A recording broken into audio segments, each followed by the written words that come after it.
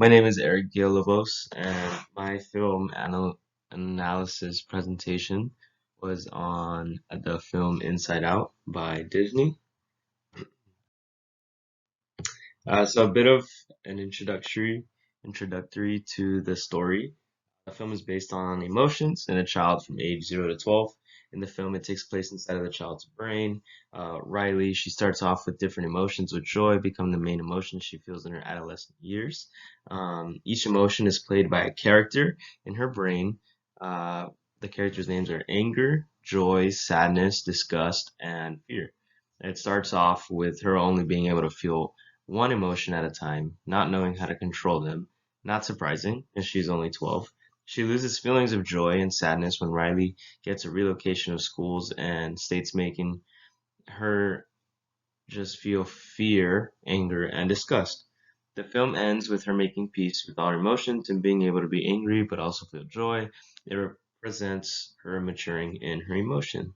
I come later to find out that it actually takes place in the hippocampus of the brain, which is found in I believe it's the temporal lobe. Um, yeah.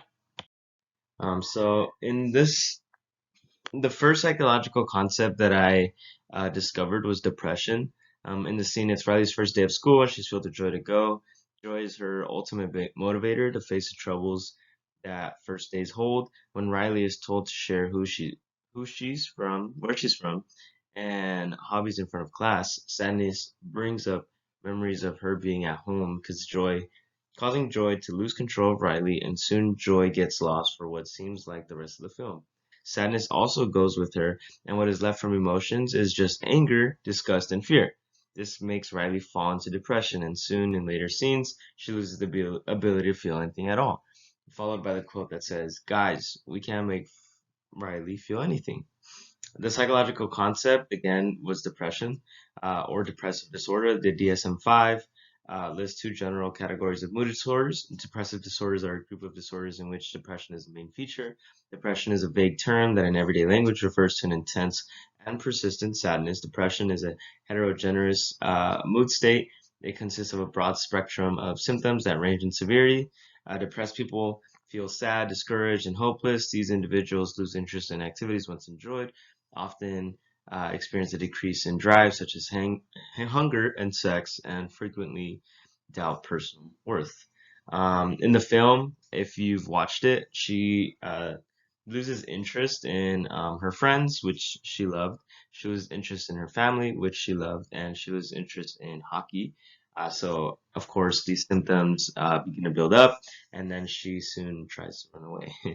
um, the second one was long-term memory. Um, in this scene, it is associated with memory area of Riley's brain.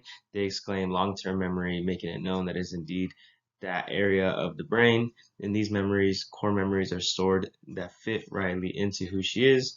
These core memories are linked with her different personalities, and throughout the film, these memories get lost and she loses touch with who she is. At the end of the film, she gets new core memories linked with different emotions rather than just joyful ones. Long-term memory is the continuous state of information. It has no limit, and like the information you store on a hard drive of your computer, LTM, which is long-term memory, is split into two parts, explicit and implicit. Episodic and semantic are a part of the explicit parts of the LTM, which covers experience events and knowledge and concepts. Procedural and emotional conditioning are a part of the implicit part of LTM, which covers skills and actions.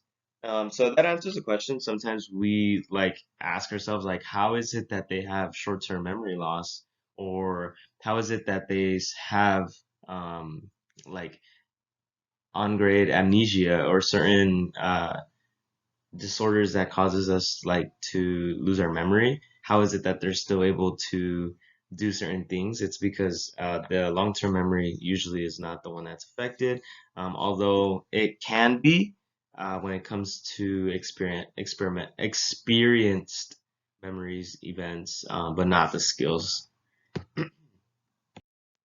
In this scene, it's going to be on coping mechanisms. Riley is upset at the dinner table and she refuses to be attentive to her parents while they are talking to her. It's almost like she is being reluctant, doesn't want to draw close to them. Soon after this, she is on a call with one of her friends, and one of the ways she copes with that with what is happening is she draws away from her friend. Soon after this, she tries to run away.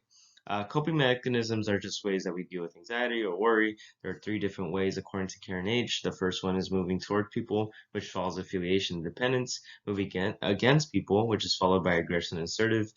Moving away from people, followed by detachment and isolation, which is what Riley is faced with. Once she feels like the whole world is against her, she starts to run away, which is one of her unhealthy coping mechanisms. And in conclusion, the purpose of Inside Out, according to Disney directors, was to help people embrace their emotional struggles and show that no age is immune. I think they did a great job in showing how someone with each of these psychological concepts is treated, especially children, and how they overcome them. I do believe they could have been more intentional with certain ways of dealing with these concepts, but I still believe it was sufficient. The reason why I say they could have been more intentional was because with the depression one, it was really hard to really tell if she can typically or she can be diagnosed with depression, as the film didn't state how long she was in that. And also her parents were like super uneducated with her emotions and what she was dealing with. So it just made it tough for people like viewers to look at it. And when kids see it, they won't see their parents as a solution. They'll see running away as a solution to their issues. Yeah.